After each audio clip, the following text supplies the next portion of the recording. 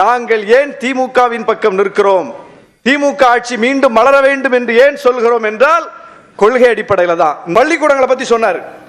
8000 வகுப்பறை கட்டிடங்கள் தமிழ்நாடு முழுவதும் ஒரு ஆட்சி காலத்தில் கட்டப்பட்டது என்று சொன்னால் இந்த ஆட்சி காலத்தில் கட்டப்பட்டிருக்கிறது. 8000 வகுப்பறை கட்டிடங்கள், ஒன்னில் ரெண்டு இல்ல. ஒரே ஒரு பள்ளிக்கூடம் இடிஞ்சு விழுந்துருச்சு, கூரை இடிஞ்சிருச்சுன்னு செய்தி வருது சட்டமன்றத்துக்கு. சட்டமன்றம் நடந்துட்டு இருக்கு. அன்னைக்கு அறிவிக்கிறார் முதலமைச்சர், பேராசிரியர் அன்பழகனார் பெயரில் கல்வி முன்னெடுப்பு திட்டம் என்கிற பெயரில் எல்லா பழுதடைந்த பள்ளி கட்டிடங்களும் இடிங்க. ஒரே ஆணையில இந்தியாவில் எந்த ஸ்டேட்லயாவது ஒரு ஜியோல பழுதடைந்த அத்தனை பள்ளி கட்டடங்களும் இடிக்கப்பட்டதாக ஒரு ஜியோ காட்டுங்க. தமிழ்நாட்டில் உண்டு. இந்த ஆட்சி காலத்தில் போடப்பட்ட ஜியோ எல்லாத்தையும் இடிச்சாங்க. இடிச்சிட்டு அப்படி விட்டாங்களா? எங்கெல்லாம் இடித்தார்களோ அங்கெல்லாம் புதிய கட்டிடம் கட்டப்பட்டிருக்கிறது. பள்ளிக்கு பள்ளி கட்டப்பட்டிருக்கிறது. 8000 வகுப்பறைகள் கட்டப்பட்டிருக்கிறது. எல்லா பள்ளியும் ஸ்மார்ட் கிளாஸ். இன்னைக்கு ஸ்மார்ட் கிளாஸ் இல்லாத ஒரு ஸ்கூலை நீங்க இங்க காட்டிட்டா நாங்க வாபஸ் வாங்கிறோம்.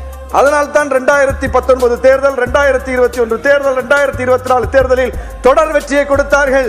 2026 தேர்தலிலும் கொடுப்பார்கள். மீண்டும் திமுக ஆட்சி தான் அமையும். நன்றி.